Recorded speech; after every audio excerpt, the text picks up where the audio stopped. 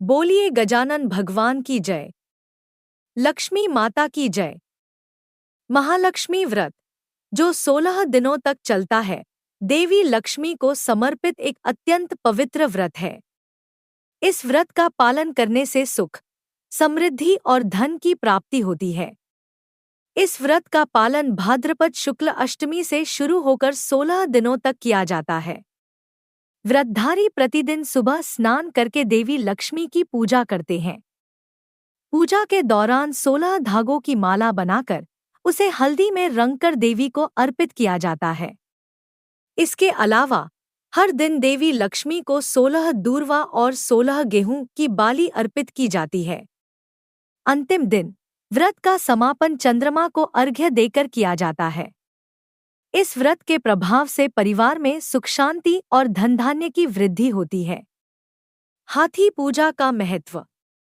महालक्ष्मी व्रत के दौरान एक विशेष पूजा का आयोजन किया जाता है, जिसे हाथी पूजा कहते हैं। इस पूजा में देवी लक्ष्मी को प्रसन्न करने के लिए हाथी की प्रतिमा या चित्र का पूजन किया जाता है। हाथी को देवी लक्ष्मी का वाहन माना जाता है और यह समृद्धि, वैभव और शक्ति का प्रतीक होता है। महिलाएं हाथी की पूजा करके धन और समृद्धि की प्राप्ति की प्रार्थना करती हैं। पूजा के दौरान 16 दूर्वा घास अर्पित की जाती हैं और देवी के चरणों में हल्दी, कुमकुम, अक्षत और जल अर्पित किया जाता है। आइए सुनते हैं महालक्ष्मी व्रत की पावन पौराणिक कथा। कथा को पूरा अवश्य सुने, तभी इस व्रत का फल मिलता है। एक समय महर्षि श्री वेदव्यास जी हस्तिनापुर पधारे।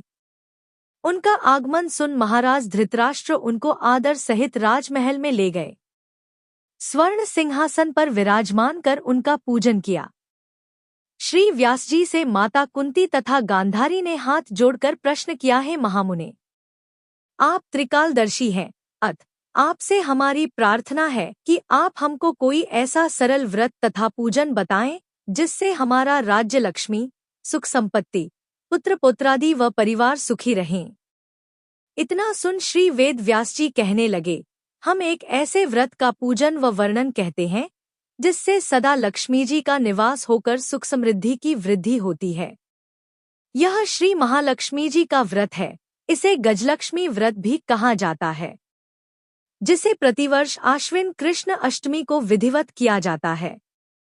हे महामुने, इस व्रत की विधि हमें विस्तार पूर्वक बताने की कृपा करें।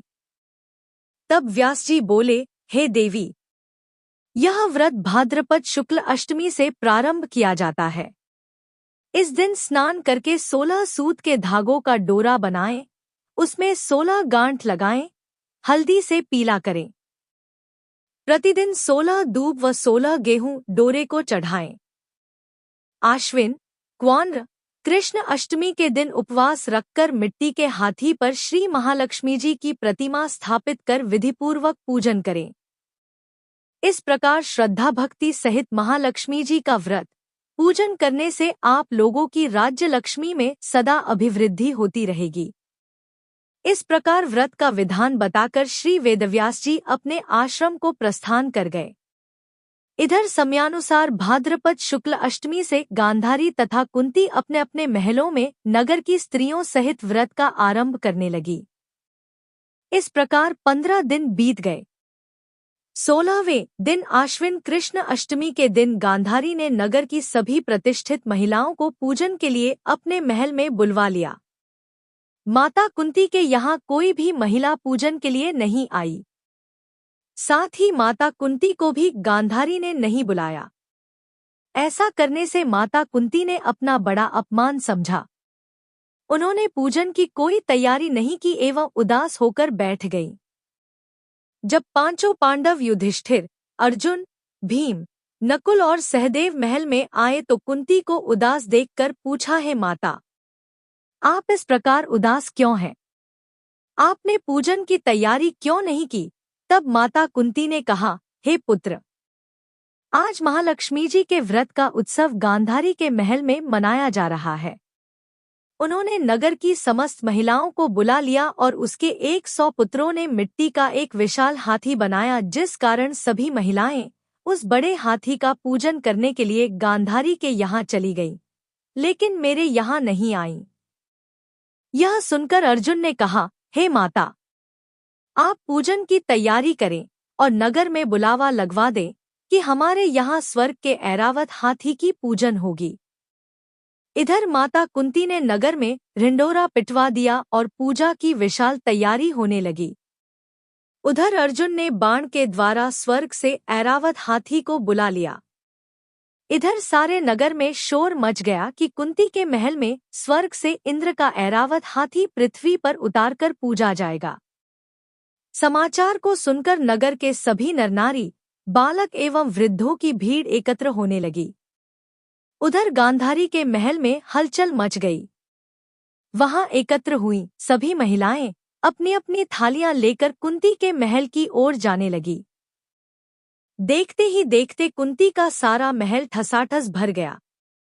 माता कुंती ने ऐरावत को खड़ा करने हेतु अनेक रंगों के चौक पुरवाकर नवीन रेशमी वस्त्र बिछवा दिए। नगरवासी स्वागत की तैयारी में फूलमाला, अबीर, गुलाल, केशर हाथों में लिए पंक्तिबद्ध खड़े थे। जब स्वर्ग से ऐरावत हाथी पृथ्वी पर उतरने लगा तो उसके आभूषणों की ध्वनि गूंजने लगी। ऐरावत के दर्शन होते ही जय जयकार के नारे लगने लगे। सायंकाल के समय इंद्र का भेजा हुआ हाथी ऐरावत माता कुंती के भवन के चौक में उतर आया। तब सब नरनारियों ने पुष्पमाला, अबीर, गुलाल, केशर आदि सुगंधित पदार्थ चढ़ाकर उसका स्वागत किया। राज्य पुरोहित द्वारा ऐरावत पर महालक्ष्मी जी की मूर्ति स्थापित करके वेद मंत्रोच्चारण द्वारा पूजन किया गया। नगरवासियों ने भी महालक्ष्मी पूजन किया। फिर अनेक प्रकार के पकवान लेकर ऐरावत को खिलाएं और यमुना का जल उसे पिलाया गया। राज्य पुरोहित द्वारा स्वस्ति वाचन करके महिलाओं द्वारा महालक्ष्मी का पूजन कराया। 16 गांठों वाला डोरा लक्ष्मी जी को चढ़ाकर अपने अपने हाथों में बांध लिया। ब्राह्मणों को भोजन कराया गया। दक्षिणा के रूप में स्वर्ण आभूषण, वस्त्र आदि दिया गया। तत्पश्चात महिलाओं ने मिलकर मधुर संगीत लहरियों के साथ भजन कीर्तन कर संपूर्ण रात्रि महालक्ष्मी व्रत का जागरण किया। दूसरे दिन प्रात राज्य पुरोहित द्वारा वेद मंत्रोच्चार के साथ जलाशय में महालक्ष्मी जी की मूर्ति का विसर्जन किया गया। फिर ऐरावत को बिदा कर इंद्रलोक को भेज दिया। इस प्रकार जो स्त्रियां श्री महालक्ष्मी जी का विधिपूर्वक व्रत एवं पूजन करती हैं, उनके घर धनधान्य से पूर्ण रहते हैं तथा उनके घर में महालक्ष्मी जी सदा निवास करती हैं। इस हेतु महालक्ष्मी जी की यह स्तुति अवश्य बोलें। महालक्ष्मी नमस्तुभ्यं सुरेश्वरी। हरि प्रिय नमस्तुभ्यं दयानिधे।